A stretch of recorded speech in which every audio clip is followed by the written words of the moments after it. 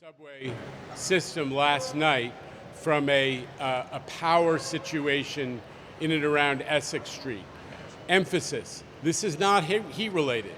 This is because the infrastructure is so damn old. It is a 60-year-old transformer failed. That is a major piece of equipment that is 30 years past its useful life. It should have been replaced 30 years ago. That is why capital investment in the MTA is so important. We have 25% of our transformers, our power substation infrastructure is in poor or marginal condition. That means it's at the tipping point. We have to replace this stuff. It is not sexy. It's not shiny new car. It's not brand new station. It's not a new line. But we all depend on it every time we go into the subway. So that is what happened last night. Amazing work by the transit team. Got it up and running in a couple hours. But this is not a heat drama. This is what takes place when you underinvest in a essential infrastructure system that is 100 years old and getting older all the time. Demetrius, anything you want to add? Okay. You want to add anything? No, so it was without question a very difficult day for our customers. It was a really difficult day for our employees who responded and dealt with the heat in order to get the system back up. It is definitely not indicative of the service that we like to provide for our customers. But they are maintaining an old system. You know, when you have a piece of equipment that is 55 years old, scheduled to be replaced at 25 years, you can imagine the amount of work that this team puts in just to be able to get it to 25, 30, 40 years of still maintaining that current piece of equipment. So I just can't understate the amount of work that this team puts in to be able to keep this system running the way it's currently running, and the need for funding to be able to continue to maintain this system the way we do. And Demetrius' point bears emphasis. Best subway service in a dozen years going on right now, but yesterday was a tough day, and we are very much in debt to the customers who muscled through. What else?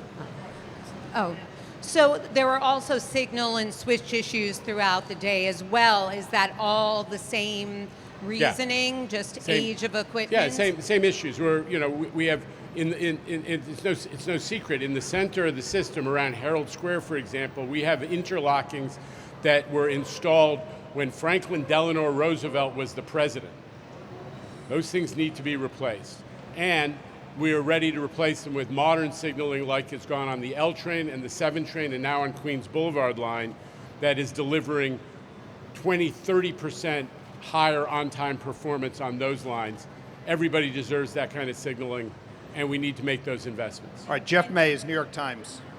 I just actually had a follow-up on the mental health question. Do you know what more aggressive tactics are going to be put in place to deal with listen, mentally Jeff, unwell on the Jeff, subway? more aggressive is probably, I don't want anyone to misunderstand. This is being done in the most humane way that it's ever been done. We have the most trained clinicians going out with cops, not because they want to use force against people, so that those clinicians feel safe really approaching and interacting with a person who has serious mental health issues.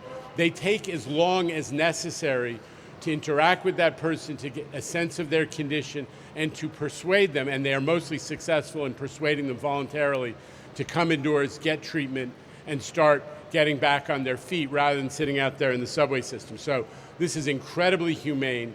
What the mayor means by aggressive is that we have more people out there doing this humane approach, which is purposed at getting those people who are having most impact on the customer experience out of the subway system and into treatment. But boy, it is more humane than it's ever been done before. All right, time for one last question. Ben Brockfeld, go ahead, AM New York.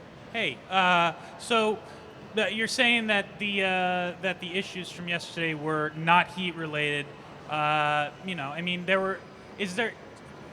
Is there a possibility that, like we saw about a week or so ago, the 3rd Avenue Bridge just stopped in the middle, like It stopped in the open position because Yeah, it's not the our steel- bridge. What's the question? No, I know, but I'm saying can steel within MTA Right. infrastructure Ben, expand? hypotheticals are not my business. This is clearly a failure of an old piece of infrastructure, and it's not attributable to the heat.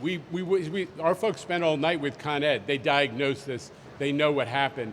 This is a system that ought to have been replaced 25 years ago that is operating with the proverbial chewing gum and rubber bands and now needs to be made modern. Evan, our last question. Evan. So you guys just had to take a hatchet to a lot of your state of good repair budget, given the reality of funding at this moment.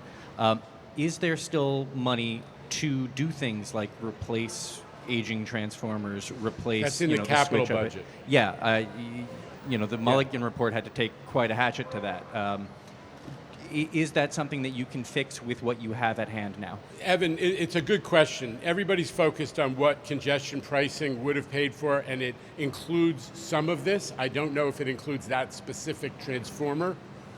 But more broadly, congestion pricing was part of a bigger push on the capital program. And we know that coming in the fall, the MTA has to adopt a new capital program, and it is going to include an aggressive, a significant investment in this kind of unsexy but very basic infrastructure that is absolutely necessary and must be replaced, or else we're putting the system at risk. That is the truth. Just like we know that if we don't do something, the Hudson Line on Metro North will be underwater in 30 years, and we will invest in that. We know that if we don't replace these types of power infrastructure that is way outdated, that it won't be there, that these kinds of conditions will take place. We must make those investments. That's what the capital program is about. And you're going to hear more about it as we get into the fall. Thank you. Thanks, everybody. Thank you very much.